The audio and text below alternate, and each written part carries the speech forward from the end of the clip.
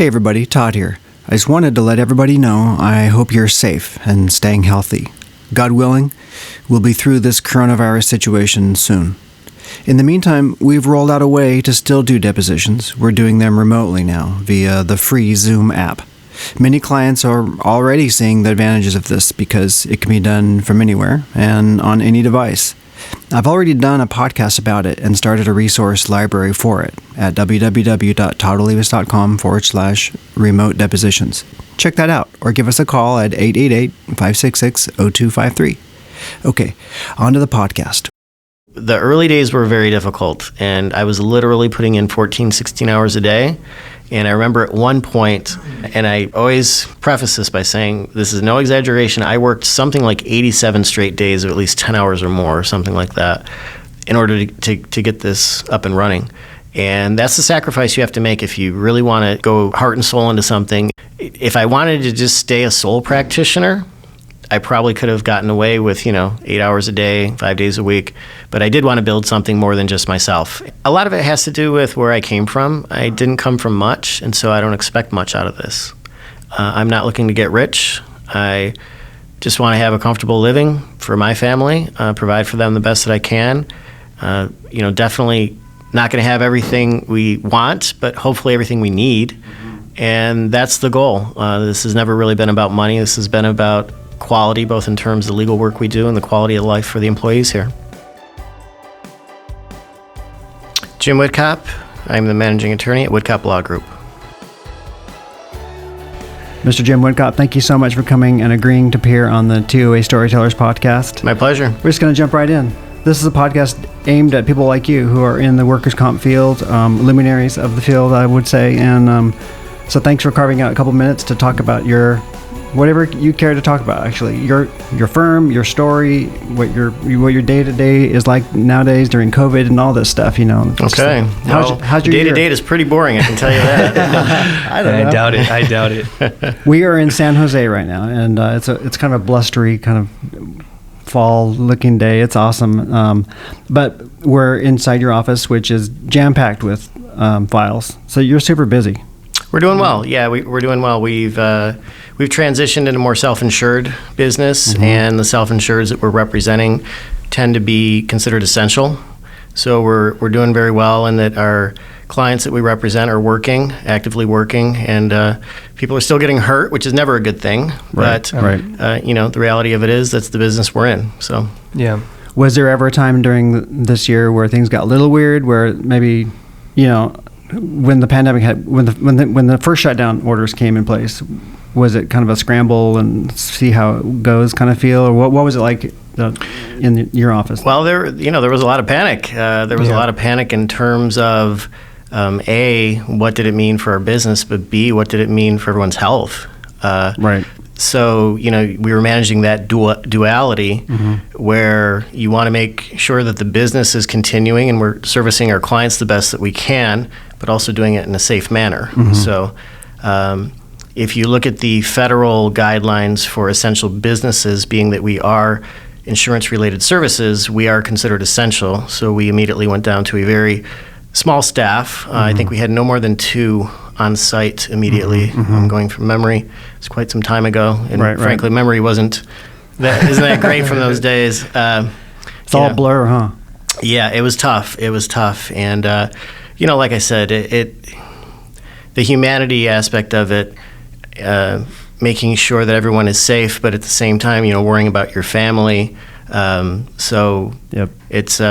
It was one of those situations in life where you stop and reflect. And like I said, the business obviously was important, but at that time it was my secondary concern. Yep.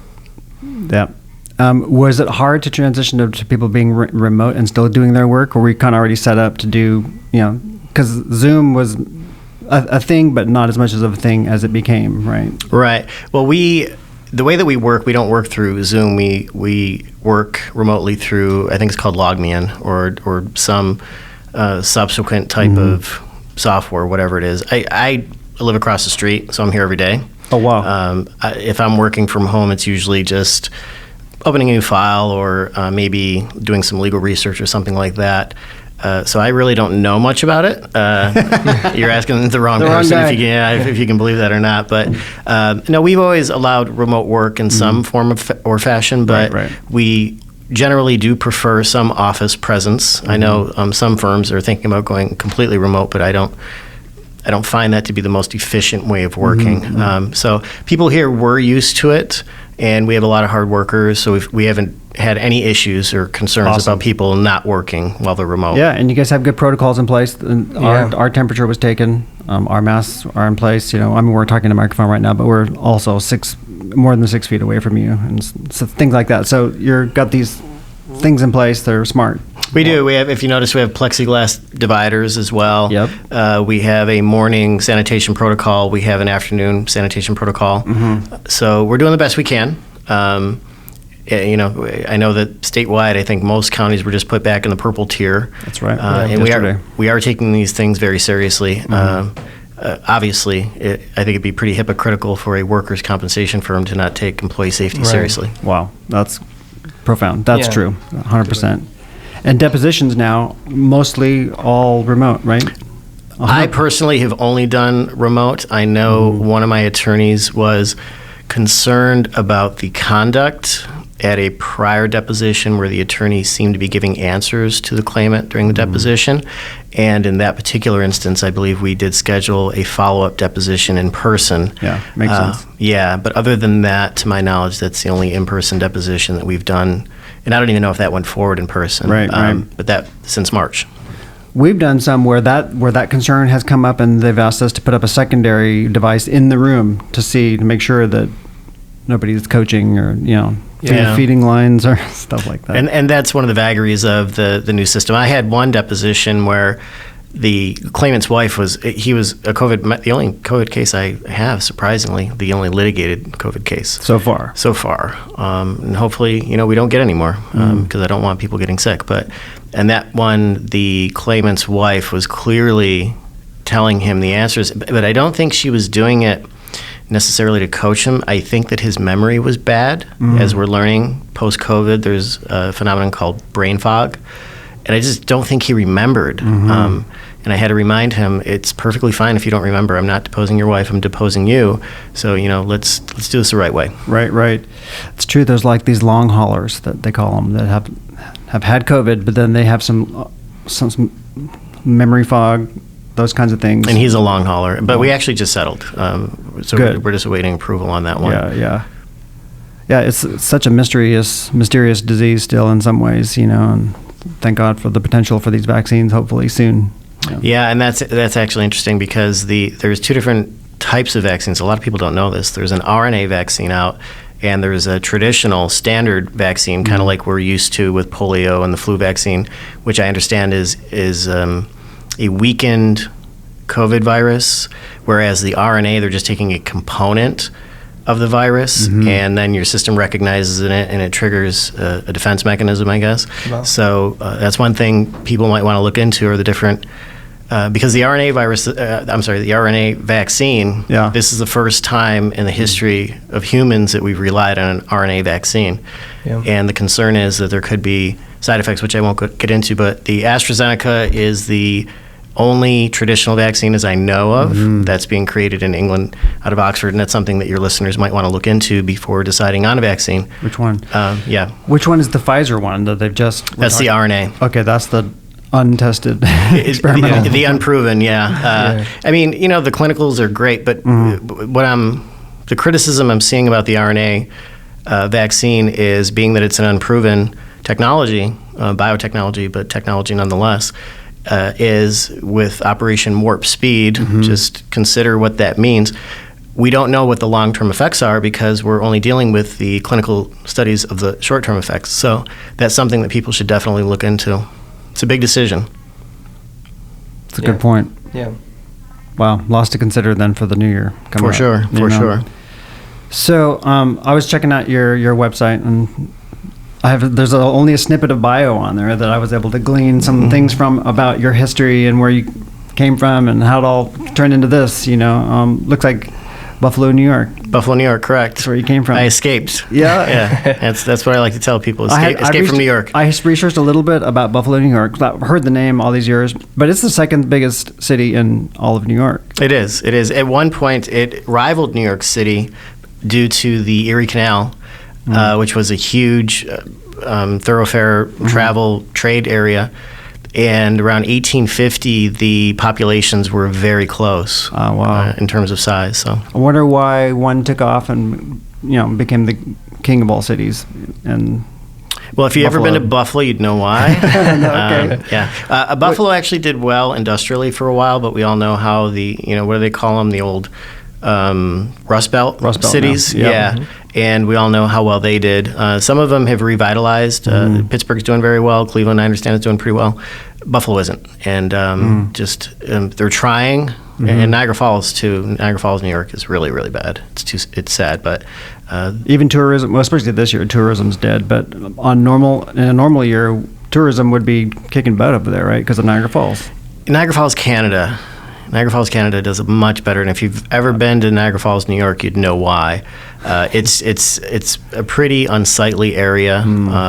It's a former industrial area. It did have a tourist corner that really hasn't done well, and Main Street in Niagara Falls is literally boarded up. Right now, boarded up. Literally boarded up. So sad. It is. That's crazy. Talk about boarded up. We were driving around earlier today, downtown San Jose, boarded up. Yeah, ghost town for different reasons, but yes, we have our issues with that too. Yeah. But doesn't sound like there's a lot of love lost with you in Buffalo, New York.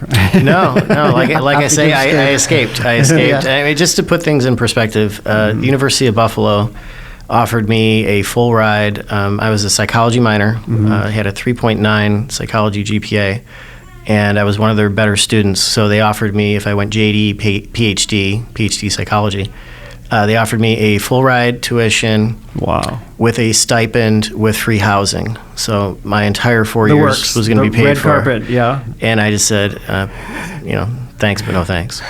Whoa. Yeah. Turned it down for what? To come out to Santa Clara U, they gave me a partial scholarship and just a change of scenery. I knew that if I had accepted the offer at University of Buffalo, I would have stayed there. And I didn't want to. A lifer, yeah. Yeah. But still family there, back there? Yeah, not much. We were a small family, and many have passed. My parents have passed. I have my sister back home, but I have my nieces and nephews, and they're doing well. Yeah. And but yeah, of course, haven't seen them much lately. Yeah. And we did have a trip planned to see them in April. Of course, that had to be canceled. Yes. So, but yes, we do have some very small pockets of family back home. So you came out here meaning California, for undergrad? No, for grad. For grad. For law. Okay. I got my undergrad from University of Buffalo. Oh, okay. And then they wanted me to come back for grad. Gotcha.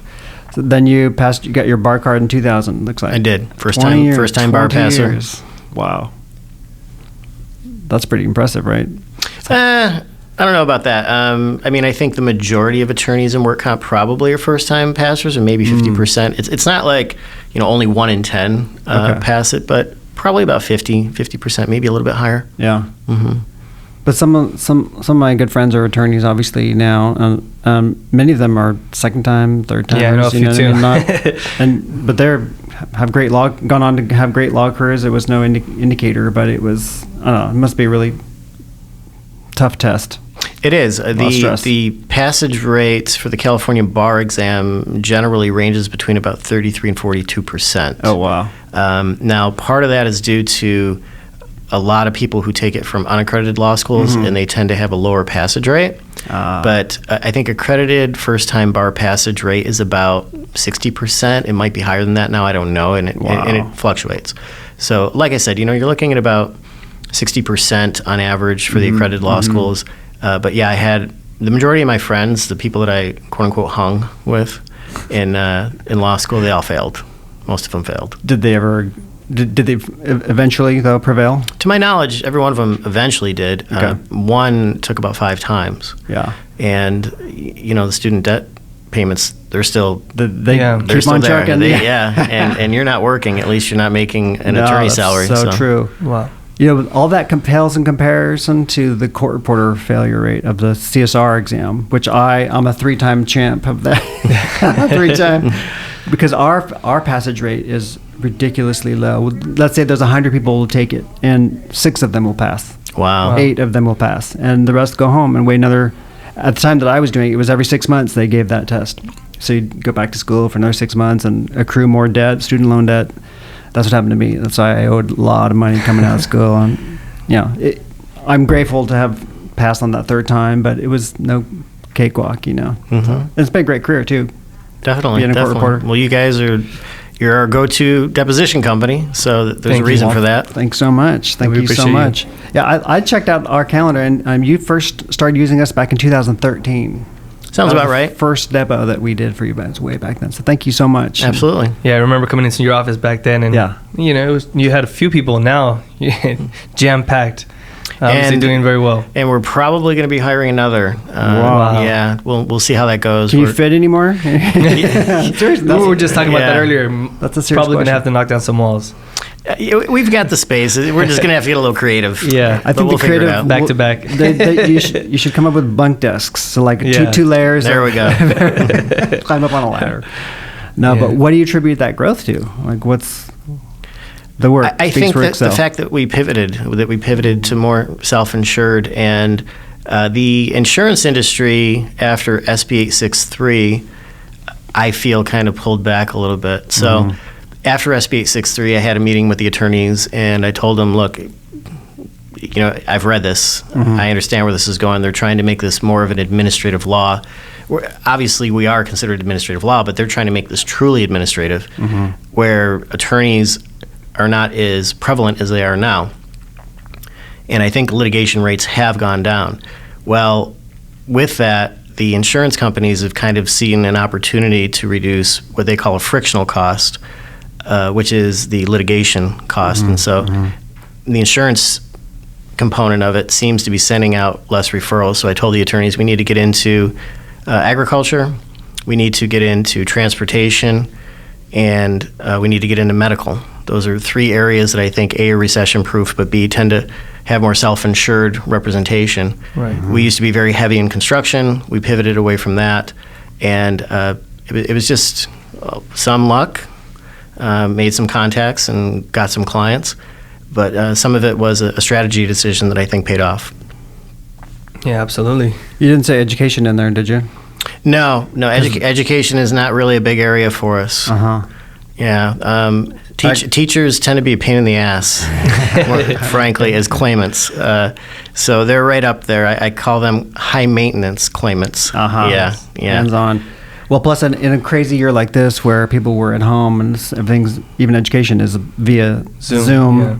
There's got probably fewer injuries. I would imagine. In the pipeline? One area that I could see some claims, though, and I did a presentation. Who was that? That was Silicon Valley Rims, I believe. I did a Zoom presentation in June that talked about injuries now that people are working from home and the challenges with verifying that it was, in fact, an injury sustained while working as opposed to non-work hours.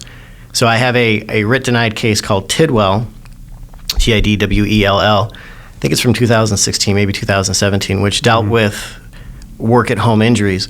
So that's the one issue that we're going to be dealing with is, whether it happened during work hours. There's no witnesses. The only witnesses might be, a son or a husband or a wife. And I mean, do you really think they're going to rat out, a fraudulent claim? So, and the dog's not saying anything either. So, but then the other issue and we haven't seen any of these that I'm aware of. At least they haven't come through my firm. But what about the teacher who is uncomfortable going back to in-classroom teaching and files a psychiatric claim? Yeah. What about that?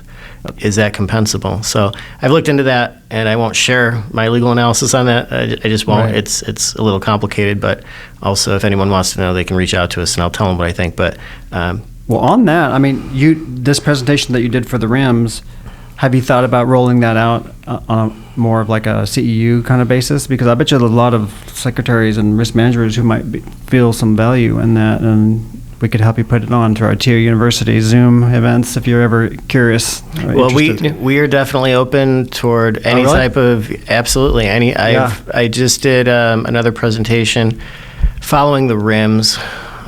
Who was that for? Oh, that was for the Santa Clara County Bar Association. Nice. And that had to do with overlapping labor and employment issues with workers' compensation, because I did labor and employment law for a few years.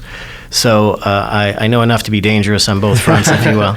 Actually, it's more about really protecting the clients and making sure that they don't get in labor and employment trouble on a workers' compensation case, which happens fairly often, frankly. 100%. I think that word that you used, pivot, was such a key word. It's like for us, we have had to pivot too.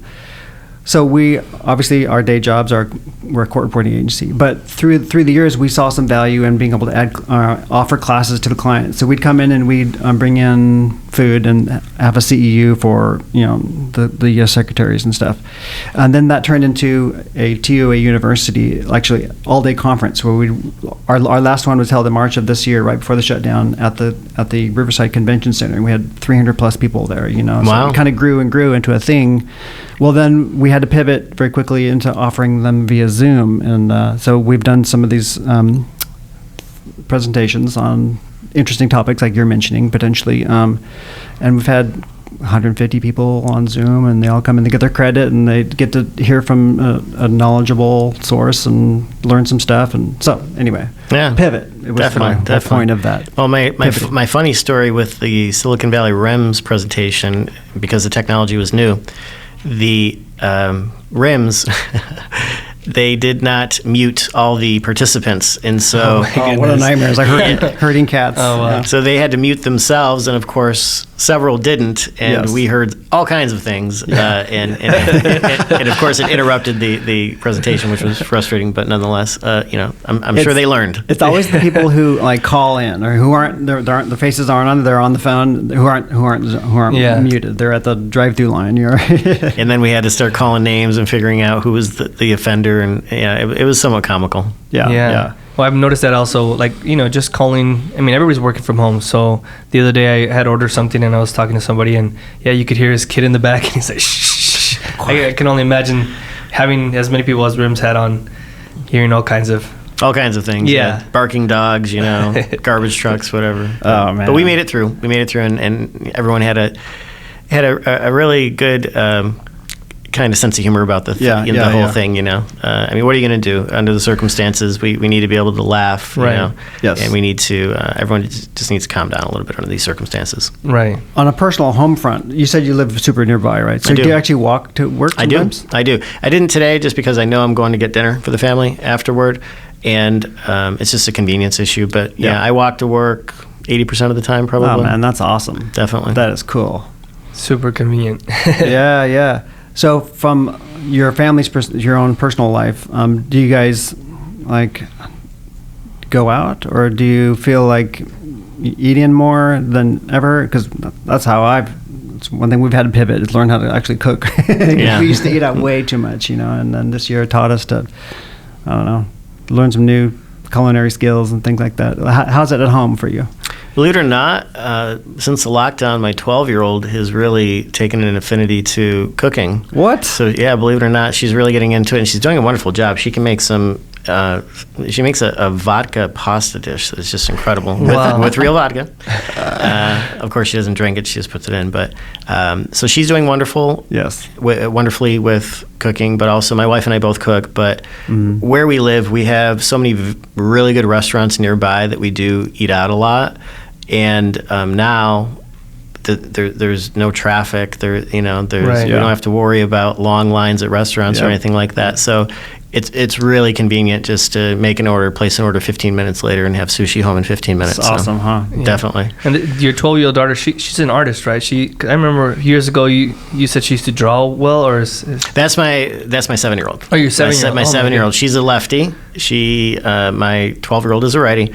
My 7-year-old is a lefty, which normally means more creative-sized brained. Don't tell that to my wife. She's a lefty. and for whatever reason, it's true. Yeah. It's just a psychological phenomenon. And so my youngest, she's she's the artist. And my eldest, no, she wants to be an attorney. She actually worked at the law firm over the summer a little wants bit. to be an attorney. She does. I mean, of course, she wasn't doing legal work, but she she was learning the ropes. And just the other day, I gave her a factual situation, and I asked her what she thought, based on her understanding, her limited understanding of the law, which is really more of a fairness, at this point, a fairness analysis, how she thought it should shake out. So, what was her answer like? It was correct. Really? Her analysis was spot on. Lo and behold, wow. The fruit doesn't fall far from the tree. You know? Yeah, she's got big plans, so it'll be nice. We won't even need to change the firm name if she takes over, right? It's already... Wow. It's already teed up for her. That's Do you remember perfect. that like 7 foot tall, 200-pound bear that was brought over here? Oh, I do. Toddy bear. I do. What happened to that Yeah, bear? he had a name. I forget what we called him. So he Retired. Yeah, so, but he moved on to a good home, from what I understand. So we had him in the girls' bedroom. Yeah. And they used to just flop all over him, jump all over him, or whatever. Yep. And then as they got bigger, there just wasn't enough room on the bear for both. of them. Yeah, well, also them and their And you. cousins. Their Okay, cousins, yeah. and so that and the bear was taking up a little bit too much room for some ideas we had. So just one day, I took him out front and I plopped him on the sidewalk with a sign, "Free to good home."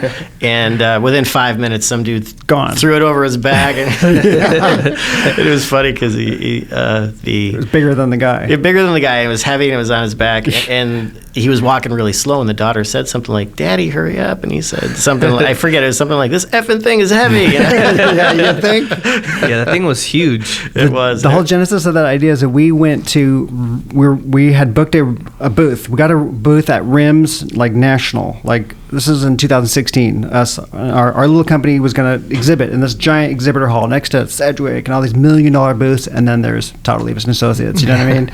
And so we had no way possibly standing out. So, but we thought, well, we'll kind of be clever. Instead, we'll get one of those giant teddy bears that you get at Costco that are 7 feet tall and they weigh 1 million pounds, and we'll have that at our booth, and we'll get it a t-shirt that says rims on it, and people will come by for take selfies with it. You know what I mean? And it totally worked. And we called it a toddy bear. Toddy bear, because my great, Todd, right? Great, yeah. So people would take selfies, and it ended up like on the like the main marquee that the hashtags. rims would run, and so here we are. We got some exposure from a stupid little idea, but then turned into a thing, and so you ended up with one in your house. And we had a wonderful home in our house for a while, and like I said, hopefully onto another great home. So. Oh, I'm sure. Awesome. Lives again. Yeah. Lives again. Well, what is next? What's next for you? Like okay, 2021's coming up. We're in the middle of November-ish right now, and so like this year is this year. But like you're going to be hiring another attorney likely soon. That is the plan. Yep. We're going to see how that goes. Right. Do they have to bring in their own files, or do you have enough to just feed them work? No, that's never a requirement. We do expect our attorneys to be good with our clients and meet our clients. And I had one time I interviewed an attorney who said, she said, "Do I have to do any marketing because I don't want to meet any clients?" And I'm like, well, that's a really bad attitude to have there. You know, it's kind of important that the clients like you. I still hired her, believe it or not. She didn't show up though. She didn't show up. We've had that happen a few times with staff and they attorneys. get hired and they just don't show up on day one. Well, the staff sometimes just don't show up and don't call or anything, but the attorneys at least, an hour before they're supposed to start say, "Hey, by the way, I decided not to join," or something. That happened a few times. We are open to the idea of having another attorney join, and we'll see how it goes. And a lot of that is going to depend on over the next few months in terms of our, monitoring our caseload and just understanding. Because frankly, I've been working way too many hours. Living across the street, I have way too much access, and so going to be 50 here pretty soon, and I'm still working the number of hours that I was when we opened in 2008. Wow. And that needs to slow You do down. not look 50, man. Not at all. Great. Appreciate that. People would look at you, and this is no like trying to blow smoke, but people would put you in late 30s, I'd say, right? Yes, absolutely. Because, I don't know, genetics or good skin or whatever. The creams. Yeah. Moisturizer. No, I'm not telling any secrets. So you're born in 1971? 71, correct. Yeah. There's only one reason why I would know that. Okay. Somebody else was born in 1971. Yeah, we're dating ourselves here. Yes. So I was class of 1989 high school. Me too. Okay. Me too. Did you go to your 30 year, by the way? No, I did not. I only went to I think it was my 10-year. Let me think here. Let me do the math. Yeah. The first one, No, basically. 20-year. I went to my 20-year. Was it weird? Yeah, my 10-year, I was still in law school, and I was like, oh my God, I'm such a loser still. Like, Still in school. like, still in school, 10 years after graduating, So, yeah, no, the 10-year wasn't good enough for me. But then, I went to my 20-year, Yeah. and then it reminded me why I left the area, and so Yeah. that was it. There will be no more reunions for me. I know. I skipped all of them except last year was the 30, and it's still local to where I'm at, so I had no excuse. So I went there. Me and my wife went there, and actually had a great time. And everyone was kind of still their same selves. There's still the little cliques, and the popular kids were still kind of the popular kids. And but I'm over all that. It used to bother me because I was super shy and I was like the wallflower kind of guy. You know what I mean? But now I was very outgoing, and I was more I don't know. I guess I grew up a little bit. So Yeah. it's kind of a fun night. Definitely. Well, good to hear. Yeah, but I probably won't go back for I don't know what's next. 40th. 35 or 40, yeah.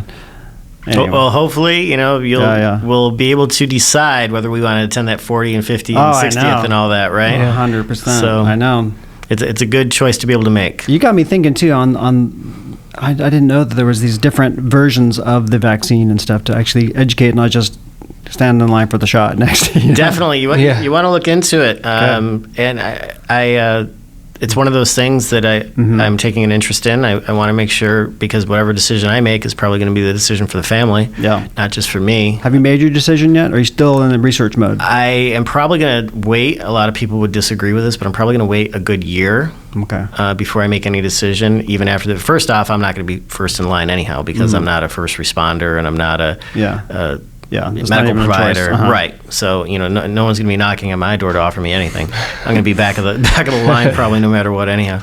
But I definitely want to see what the complications are, if any, what side effects, if any. Right. We'll wait a good year probably, but right now I'm definitely leaning toward the AstraZeneca if we have access to it, because it is, like I said, not made in the United States. UK. That's a good point. So next year will be a whole bunch of new challenges and choices and interesting adventures. For sure. That's one way of putting it, right? Just another layer of growth. Yeah. So, but your own personal workload, back to that. With having more attorneys, you can spin off some of your own files onto them, probably?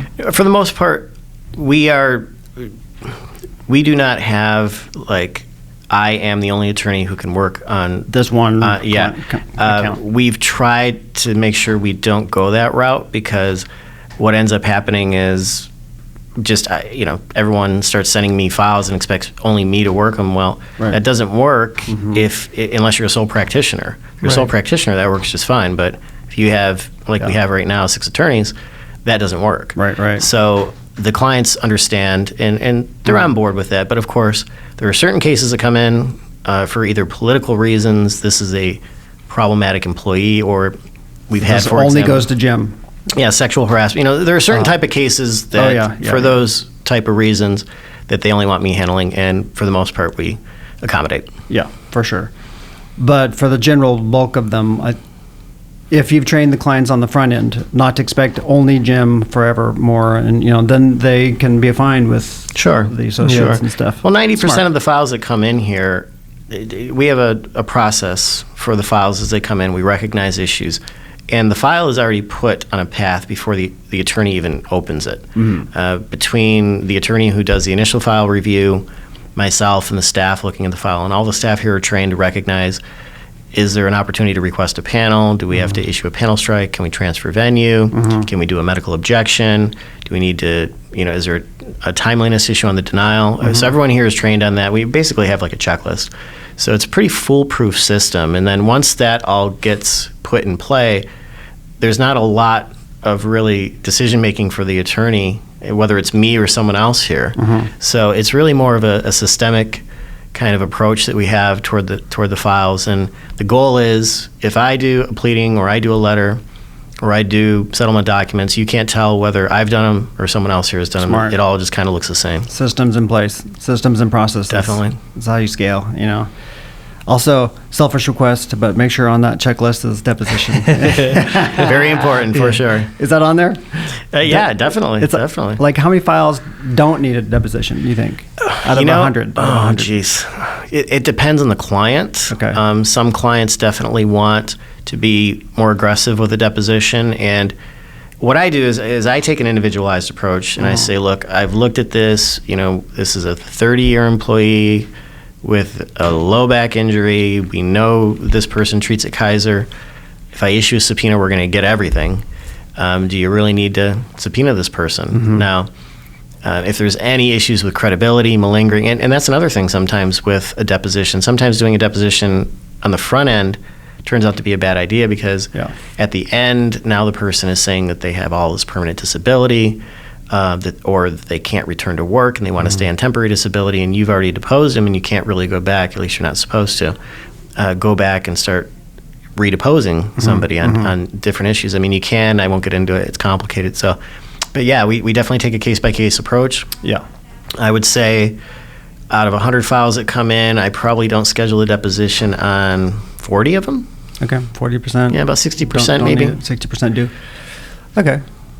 We can live with that. That's good. Yeah, you know what I like about you, Jim, is that you're, and throughout the years I've known you and we converse more, and you're just a no BS kind of guy. You just say how it is. Yes. You're honest, and I can tell that you also treat your clients that way. I'm sure that your relationship with them is honest, and they don't need to second question those depositions or that your decision on whatever you're gonna do with their file, because you just are that kind of person. I mean, right. I've seen you do that with your employees.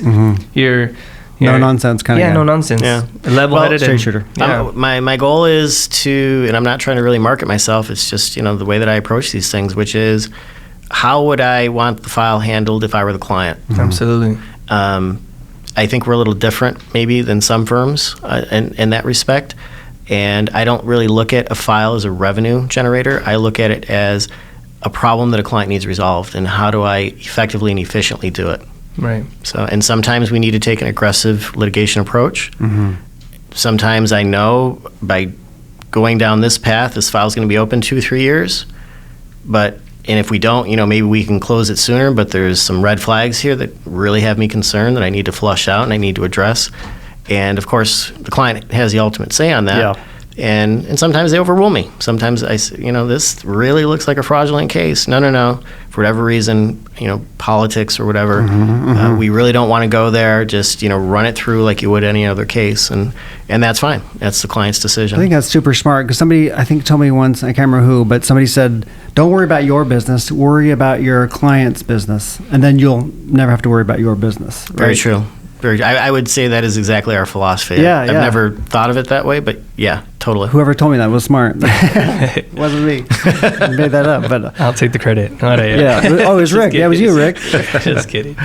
No, so but you've been doing this 20 years now. Did you always have your own firm? Did you start out as an associate somewhere and work your way up somewhere and learn the ropes and then jump down on your own, or what was that? Yeah, I don't know if I'd say I worked my way up. I would say I realized that I needed to open my own firm. How about that? Let's just say. Yeah. So I did civil for about 5 years.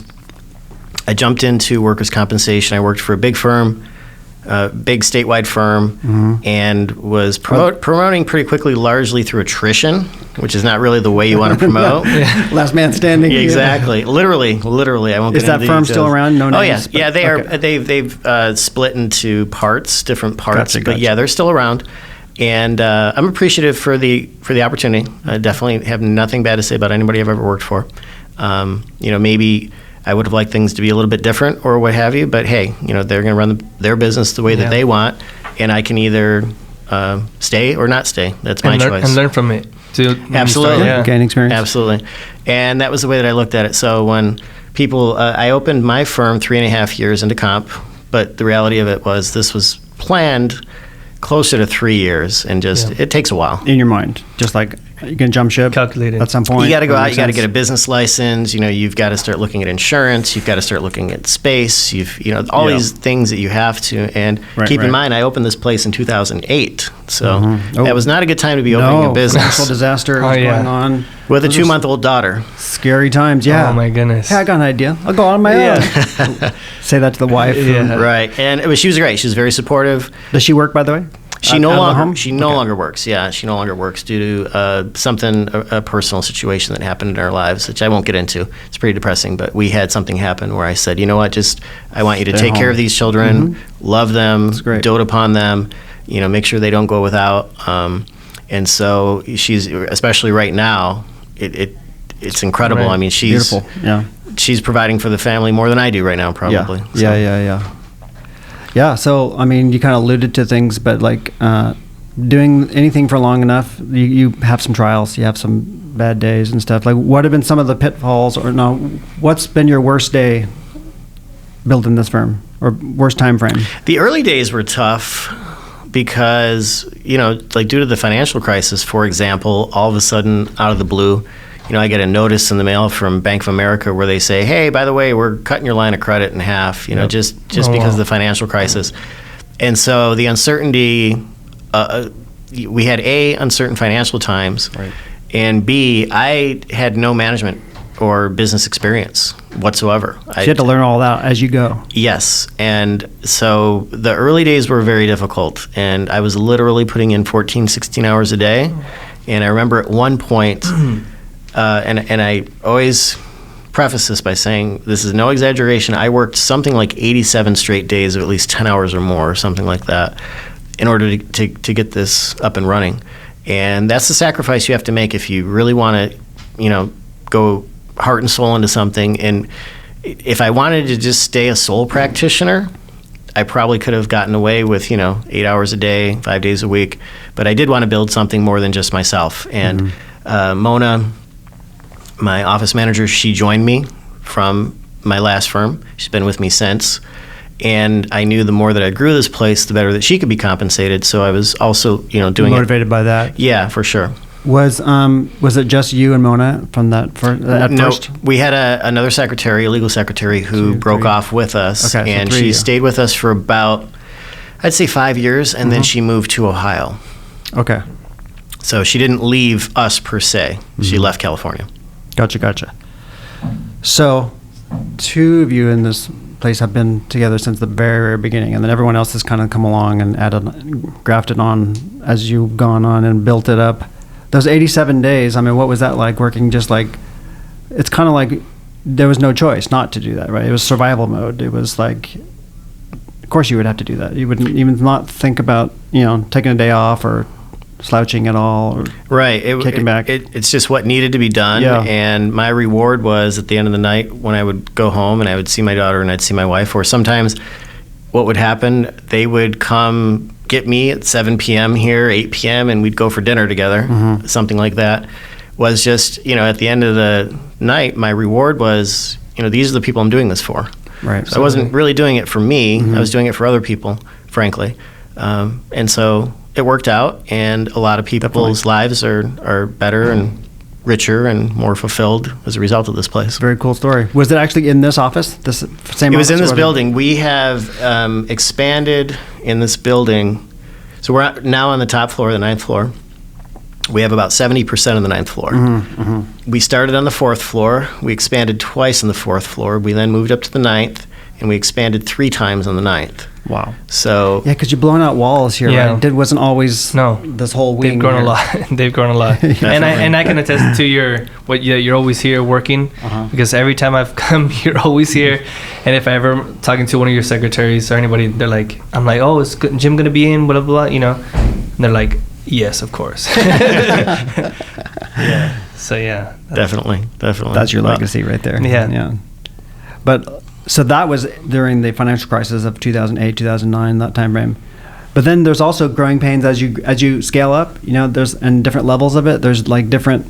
Somebody else told me a different level, different devil.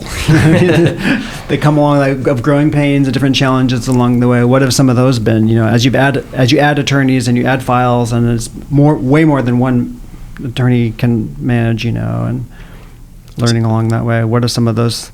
So the challenges there, and we just spoke about this the other day. We had a meeting because I just hired another staff member. She's actually going to join us as a co-manager, if you will. She's going to help Mona out because, like I said, Mona's also been here 12 years, and we're needing a little bit of help these days. So the discussion that we had at the time was most people here don't remember the rapid growth, or they weren't here. I shouldn't say they don't remember. They weren't here. We have probably half of our employees have been here 10 years or more, and half of them have been here 5 years or less. And our biggest growth was probably up till 2012, somewhere around there. And like I told everyone, for the people that weren't here and maybe have never been a part of this, rapid growth is great, but when you're bringing on a bunch of new people at the same time, that's where it gets really challenging, because you have increased workload and people who don't really know your procedures. So that was the biggest challenge for us in terms of as we grew, and how did we scale that out. And along the way, we hired some people who were not nearly as qualified as they told us they were. And then we had some other people just, personality-wise, weren't the type of people that we wanted here. So we try to foster a very good work-life balance here. And work is very important to people here. They're here pre-COVID, 8 hours a day, 5 days a week, which means they're spending as much time with us as they might be their children or their spouses. And so the culture here is you need to get along with everybody and be a good employee. And we've had people who are not good employees, but maybe get along with everyone. And we've had people who were very high achievers, but just had a really bad attitude. And that didn't work out. So, it's important that when people, I call it the Groener Effect. When you get to work, if you put your hand on the doorknob and you, like that, if you're sighing as you're walking, as you dreading, then you know what? You really should be looking for work elsewhere. And that's the way that it had gotten for Mona and I at the last place that we worked. It was just time to move on for something bigger and better. Time for the spoon to run away with the dish, or whatever that. I'll pretend I know what you're saying. No. Wasn't that a nursery rhyme? The spoon ran away with the spoon. Whatever. I have a kid. All right. I have 2 kids who are older now. But yeah, no, that's so true, because it can't just be that, he or she is a superstar performer, but nobody can get along with them. It's always this sort of this balance between both sides of that, Right. And even us as a vendor too. What are you definitely. I was going to say, I call them high maintenance employees, and I have a saying that I don't want to spend 90% of my time on one employee. Yeah. You don't want the 80-20 rule. Right. 80% definitely. of your time spent on 20% of the people. Exactly. So, but along the way, you've had to really, in addition to the law side of things and in treating the clients and handling everything on that side, the business hat has had to also be bolstered up and learn HR and like payroll and all these things and stuff. Have you ever had a consultant or come in, or business management side of things come in, or believe it or not, figure never. it all out? Nothing. Nothing. All homegrown. I just relied on my labor and employment knowledge, which has gotten us through. And Mona has just been incredible. And she handles all the payroll, 401k, profit sharing plans, that sort of thing. Right. She handles all the the new laws and all the new postings, the legal postings and that sort of thing. So we've developed a really, really good team. And awesome. I know everyone said, "Oh, we have a great team," but literally, Mona and I are almost like we're more of a partnership than we are. Oh wow. A team. Wow. I'll bet she'd be glad to hear that. Yeah. And she's home right now sick, so we're fingers crossed. We're hoping it's nothing serious, and kind of doing full circle back to our Mona. topic. We need so you. she said, "Can I come in today?" I said, "No, you can't." She asked to come in. She asked to come in. I said, "Please no. let me come to work." Who says that? Yeah, exactly. Mona says that. She's very dedicated. She's wonderful. And I said, "No, go get your negative COVID test, and that's the rule here. Smart. If anyone has any type of symptoms, they can't." And as challenging as that can be, because one person, it took about 6 days for them to get their results back, but it's just too big of a risk. Yeah, that's true. Well, you're being wise about it. You're being very wise. Man, it's such a strange time to actually have to do this, huh? Yeah, it is. Nobody who could have predicted anything that's happened this year in any way, shape, or form. But here we are. Here we are, and making the best of doing it. our best, exactly. Yeah. And that's all we can do. And Mona was really, for me, she was a crutch the first few days. I was just very morose. I was almost borderline depressed. And she was a crutch and really helped me get through the first few days. I rebounded pretty quickly. But the first few days, I definitely was not myself, and certainly probably don't want to go and look at the legal work that I did for that first week or so. It's probably not my best effort. But she, like I said, we're a partnership, and when I'm strong, she can lean on me a little bit, and maybe when I'm weak, I can lean on her a little bit. Super special dynamic there, then. Definitely. Wow, pretty rare. I haven't heard. We've done almost 50 podcasts, and hardly anybody's talked about their lead like that, or office manager type. It's pretty cool. Definitely. It's really rare. Definitely. Something you should really protect and treasure, like you are. For sure. And this place wouldn't be what it is without her, and I know she feels the same way if I weren't here. Wow. Someone else were to step in, it just wouldn't be the same. Absolutely. Yeah. That growth and like sort of the pressure that puts on when you add people and add things, puts pressure on your own processes and dynamic procedures in place, and that's when a company can potentially implode if they don't have a strong structure, infrastructure. But you've made it, and you're making it through, and so obviously you made it, or you are strong. We're doing well, and yeah. The plan is to continue doing such. Yeah, it doesn't seem like you care about being big. You care about being strong, and you've talked about work-life, personal balance, kind of things like that. Right. But being a large, like I think even one time I was talking to you a couple of years ago about expanding down to Southern California, opening an office down there, and it's like, it wasn't really something that was on your radar in that. Nope, no interest whatsoever. Yeah. As a matter of fact, when I first opened, I reached out to, and I'll give him a shout out. I don't think he'll mind. Okay. I reached out to Dennis Papalardo, formerly of Adelson Teston, Brundo Papalardo. He's working at Boxer Gerson, and I said, hey, I'm going to be hiring an attorney. Yeah. What time frame was this? This would have been probably 2009, 2010. Okay. And he'd been away from Adelson for probably a good 5 years at that point. And I said, hey, I'm probably going to be hiring an attorney, and here's my plan. I'd like to get to 6-8 attorneys, where we are unquestionably the best law firm in Northern California. And that was my business plan then. That was my goal, and here we are, 12 years later. From 2008 when we opened, and we have 6 attorneys. So, things definitely fell into place. Yeah. And we had an opportunity. We had a client several years ago. And when I say several, probably talking close to 10, who said, we want to pull all of our files from this law firm we're working with. We don't want to work with them anymore. About 210 files. We want you to open a Southern California office. We'll wait. And, you can probably start with 3 attorneys, and it's going to be a turnkey operation. You're going to have, and it's going to allow you to grow. And I said, we'll pass. Just not enticed by that at all? Not at all. Not at all. I had no interest whatsoever. Who does that? Yeah. Somebody who's clear on his own goals. Definitely. Does that. It was going to pull me away from here, which meant the quality here was going to be sacrificed. And I was going to get spread thin. I was going to have to be traveling down to Southern California. Wow. And just the chances of our brand being watered down was going to be too great for me. So I passed and said, if we're going to grow, it's going to be structured growth, and it's going to be in this office. So that's super long haul thinking, and for the future rather than the short term pop. And a lot of it has to do with where I came from. I didn't come from much, and so I don't expect much out of this. I'm not looking to get rich. I just want to have a comfortable living for my family, provide for them the best that I can. Definitely not going to have everything we want, but hopefully everything we need. And that's the goal. This has never really been about money. This has been about quality, both in terms of the legal work we do and the quality of life for the employees here. I think you've done it. I think you're doing it. And the way you speak about Mona, the way you care about that, I imagine translates to all the staff, especially her. But like, this is way more than like some cash cow business that you're in for the quick buck, or even an ego thing. It's not that at all for you. Definitely not. What was the hard times? You said it was hard times growing up. Was it like just kind of blue collar family, or like? Yeah, my father was.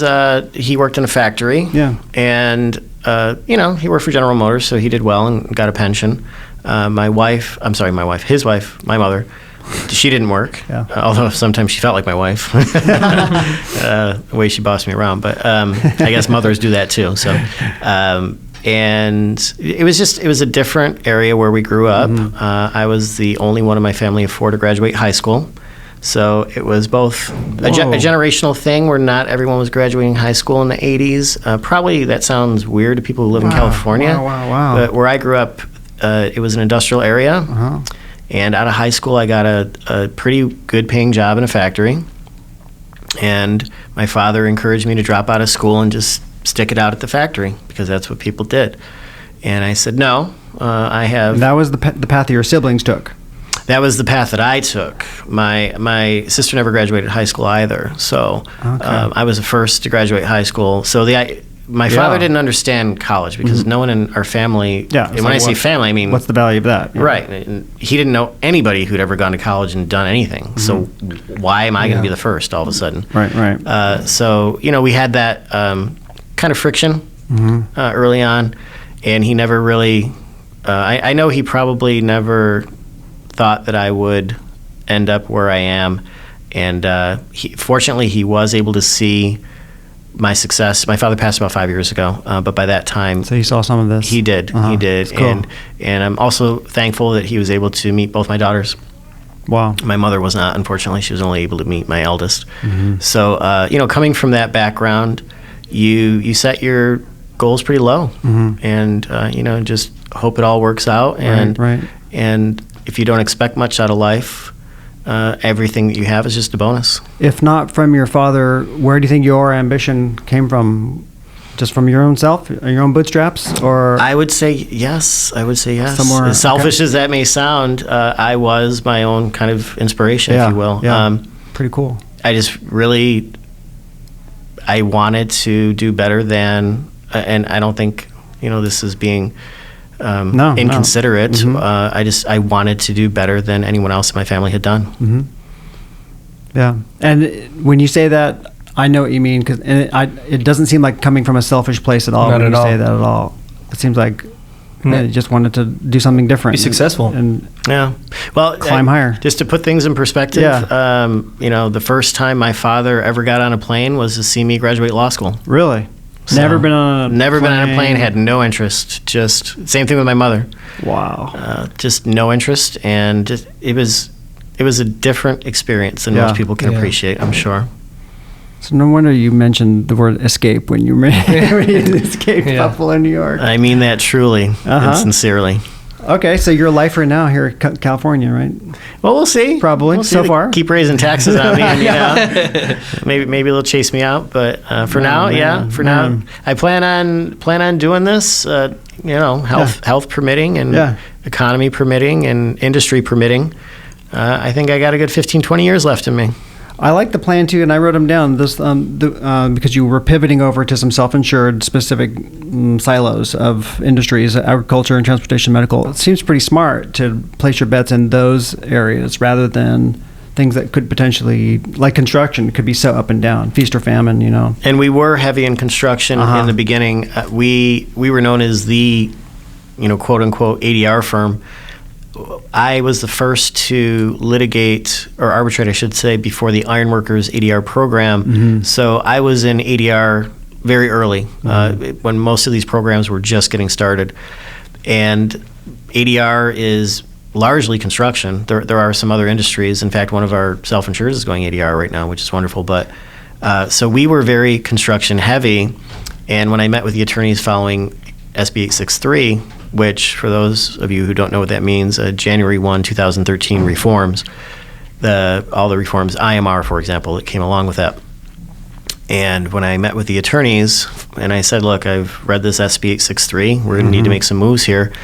And I reminded them, I said, some of you may not remember, you may have been here, you may not have been here, you may not have even been an attorney then, who knows. But I said, you don't remember what it was like in 2008 when our business was primarily construction and there were no projects anywhere. Yep. So Dries up fast, man. Definitely. So we wanted to pivot into industries that are more essential, which is a great word under the circumstances, right? To more that's the essential word of the year. businesses. There we go. Yeah. And like resistant to recession. There we go. Nobody is foolproof. recession proof, but there can be more resistant ones. Smart. Very Definitely. smart. Man, I feel super grateful and honored by the time that you would spend telling your story, because I feel like I know more about your story than maybe, or when people hear this, because there's not a lot on your website. There's like that couple paragraphs about you, on your website. Not a lot is known, I don't think, beyond that. I don't have Facebook. I was looking for LinkedIn. Nothing. Yeah. So we capture it. This is the one and only sighting. This is it. This is the... If you ever see my name I'm doing some form of presentation or something like that. Yes. It's always a good way to kind of at least see the legal me, maybe not the personal me, but... Right. Cool. I'm a very private person. Yeah. I get that. Definitely. And so that's even more so why I feel like, well, man, we got super lucky and honored that you shared some of the personal side and also the legal side. And I'm curious to do a presentation with you, or help you co-host one sometime in the future. Whatever. And you tell me. I can either come up with the topics or you can tell me what you're looking for. Well, the one you were talking about with the work hours versus non-work hours of people working from home and then getting injured at home, and how do you... I just filed a petition for writ of review on a very interesting factual pattern. A woman who was hurt in a work shower about an hour before her start time. She was sleeping on the premises in her car. Whoa. Because, we all know what the traffic is like here. So she was sleeping in her car a few days a week. And she fell about an hour before her start time, and so that's what's called an off-duty injury. Where's the shower at, though? It's on the work premises, and so that is a very interesting and very convoluted legal issue, which is people think that if you're on the employer's premises, it's automatically workers' compensation, but what you have to look at is why are they there, when are they there, and there's a line of cases that deal with if you're picking up your paycheck, and if you're picking up your paycheck off hours, those generally are not compensable unless the employer tells you can only pick up your paycheck during this window. Okay. And then if you get injured because the employer put you there, so that case is at the 6th District right now. We're 6th District Court of Appeal here in San Jose, and we're waiting for hopefully a grant of review, which will be pretty exciting. But that kind of leads right into what we're talking about. Yeah, that'll be interesting to talk about when that kind of pops out. Hopefully it gets granted. Yeah. How have you done many trials in these days since courts have been reopened and stuff? Or I have one, I think Thursday of this week, but it's a submission trial, and for those of your listeners who don't know, that just means there's not going to be any testimony. It's just based on the documents. There's no objection to any of the... It's all in the record? It's all on the record, just a submission trial. Okay. And but in terms of have we done any trial testimony, I have not, and I know that the WCB is going to something called Life Size. Yeah. And the attorneys here, we were going to do training on it last weekend, but then we realized... if you're not scheduled for a trial and we train you this, you're just going to forget. So, here's the information, read it on your own. Yeah. And then when you're about to have a life-size trial, let us know and we'll train you to make sure that you're ready for it. Post-COVID, fast forwarding now in my mind, or our minds for theoretical purposes, with nowadays all depositions basically being done virtually, on Zoom and WebEx and stuff. Post-COVID, though, will you want to retain any of that remote capability for some depots and do many more in person, or will it be a hybrid then too, or what are you thinking for deposition purposes, in a year from now, or hopefully a year? Or less? I can tell you, I've already thought that through. What do you think? And I would say probably, client permitting. Some of our clients do like to attend the depositions. Yes. And the silver lining of this, right? For sure. And if they want to attend in person, then my hand's going to be forced on that. Yeah. And it'll be an in-person deposition. But my rule on that is going to be unless I, for some reason, think there's a credibility issue and I want to be face-to-face with that person, because I think it's a lot easier maybe to lie through a microphone and over a camera than it is if you're 6 feet away from someone. Yeah. So, and I don't mean it that I'm trying to intimidate them, but I just think it's probably more comfortable to lie from the comfort of your own home that maybe it is in at an oak table with dueling attorneys there, and maybe even your employer sitting nearby. Right. So meaning when you will do some remotes even then? I mean, I would say 80 to 90% will be remote. At that still, yes, and 10 to 20% would be client permitting or client requesting and you deciding that this person needs to be confronted, so to speak, in person, save those for the 20%. Okay. Interesting. Yeah, I don't think it's going away. And you're not the first person who's kind of, I think, in landing kind of there. So just kind of taking people's temperature on that. Yeah. And the clients will save because we then aren't traveling to the depositions. So, and your court reporters will save parking, mileage, that sort of thing, which can, I speak to your court reporters, they tell me I know. They're not very excited about San Francisco depositions and $40, $50 to park. Nope, so not at all. Definitely. And also, you probably know this, that there was a shortage of court reporters to find able licensed bodies to actually physically attend. Well, now Zoom allows a CSR to be anywhere, basically, as long as they're licensed in California. They could be in San Diego doing one for you here in San Jose. Pretty cool. Definitely. So that's kind of the silver lining too I'm looking at. What did I miss? Did I miss anything big arching that you cared to put on the record here and share with us? I said, I'm pretty private, so I'm just going with the flow here. Yeah. And you can ask me anything you want. I may not answer anything, but if I do answer it, I'll be honest. How's that? You've done more than enough, but I just didn't want to skip over anything you cared to mention. So I know you're busy. I know you got things to do, and I like to just. I'm sure there's a lot of our accounts that are listening, and you're a knowledgeable person. If they have any questions for you, is there an email that they can send you a quick question or concern? Sure. Is it? It's pretty simple. It's Jim, my first name, Jim, at Witkop, last name, Witkop law.com, Jim at witkoplaw.com. But I tend to have a pretty good phone presence too, so you can always give me a call, and the office number is 408-538-5900. Frankly, I like to hear myself talk sometimes, and email just doesn't have the same personality behind it. So sometimes it's just easier to speak. But if it's something you need a legal opinion in writing, we all know what I'm talking about there. Email's fine. Yep. And the website is www.witkoplaw.com. It is. It is. It's a very basic website. It's just going to give you a very cursory introduction to the firm, and we really rely more on word of mouth than we do marketing or advertising. So, yeah. Well, this podcast now kind of blows the lid off all your cover, so you're you're